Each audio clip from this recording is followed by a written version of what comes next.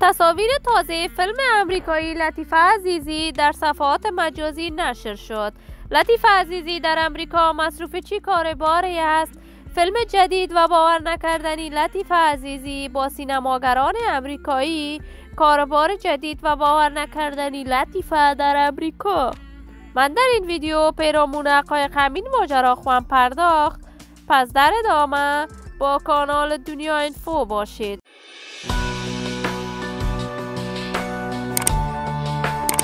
سلام و سلامتی ایام به کامتان باد. شما را خوش آمدید میگم به یکی دیگر از ویدیوهای جذاب کانال دنیا اینفو.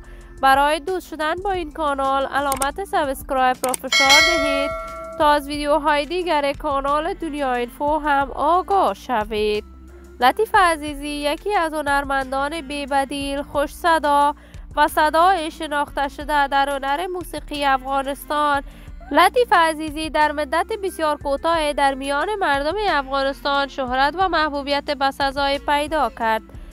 لطیفه عزیزی در برنامه ستاره افغان تلویزیون طلوع اشتراک کرد و در مدت خیلی کوتاه به اوج شهرت در هنر موسیقی افغانستان رسید.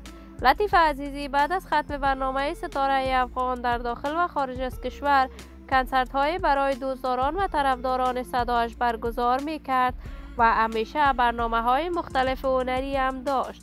لطیفه عزیزی بعد از تحولات سیاسی در افغانستان با یک برادرش افغانستان را به مقصد امریکا ترک کرد. لطیفه اکنون در شهر کالیفرنیای امریکا زندگی می کند و در آنجا زندگی خیلی خوش و خوبی دارد. لطیفه عزیزی در امریکا مانند قبل به کارهای هنری و رسانه‌ایش می پردازد.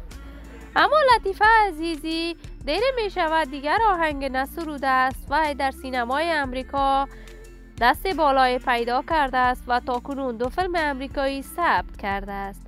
لطیفه عزیزی اکنون برای چندین برند لباس در امریکا مدلینگ می کند و درآمد خیلی خوبی هم داشته است. ما هم آرزوی موفقیت، کامیابی و سعادت برای این بانوی خوش صدا و مشهور کشور خود از بارگاه عزت الله یزال تمنا داریم. دوستان و عزیزان نهایت ارجمند کانال دنیا اینفو، شما هم نظریات نیکتان را در بخش کامنت با من شریک بسازید. این ویدیو را با علاقه‌مندان و دوستان لطیفه عزیزی به اشتراک بگذارید. برای عضو شدن با این کانال علامت سابسکرایب را فشار دهید تا ویدیوهای دیگر کانال دنیا اینفو را از دست ندهید. تا درود دیگر تمام شما خوبان را به لای منان سپرده موفق و کامیاب باشید.